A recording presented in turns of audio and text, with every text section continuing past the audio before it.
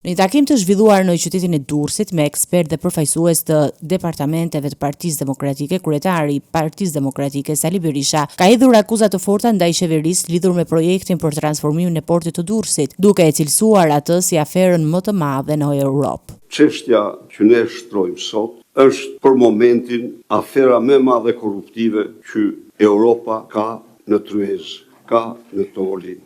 Dhe këti i vuri syrin e ciklopit Edi Rama dhe do të bëhet multimiliardier jashtë çdo lloj imagjinate. Por zëvendësimi nga qeveria të portit të Durrësit me një port 4 herë më të vogël e cilësoi akt antikombëtar, ndërsa akuzoi kryeministrin Rama se qëndron së bashku me grupet kriminale pas investimeve për ndërtimin e marinës.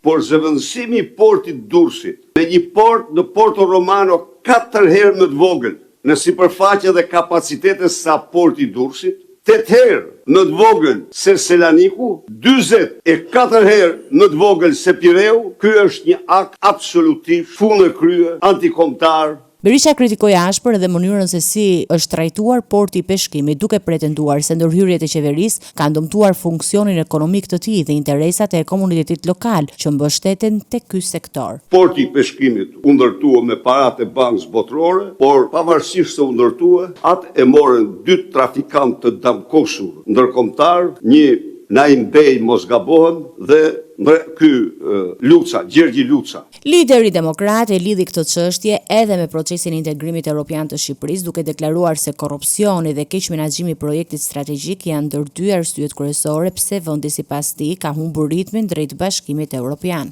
U desh një ndërhyrje energjike e partnerëve tanë që ky tender mega korruptiv ta anullohej një ditë para se shpallej fituesi. E tëra kjo vepër e Lubi Ballu Edi Ramës, se sigurisht jo, ajo çdo gjë ka bërë në ujdi të plot ose me porosi të plot të Edi Ramës. Përfaqësuesit e gjitha vendeve anëtare kanë bërë gjerdje 5 takime dhe prap Shqipëria mbetet në klas për shkak të vjedhjeve të Edi Ramës me Lubi Ballukun dhe akshin e lindave. Dhe janë bërë një grup i madh vendesh, të cilët kanë sjell dje një breshri të re kushtesh dhe kërkesash që do i vendosen Shqipërisë në rrugën e integrimit. Të gjitha këto. Në përfundim të takimit, Berisha përsëriti qëndrimin e opozitës se porti i Durrësit është një pasuri kombëtare që nuk duhet të nënshtrohet sipas të interesave klienteliste dhe projekteve që dëmtojnë ekonominë dhe sigurinë strategjike të vendit.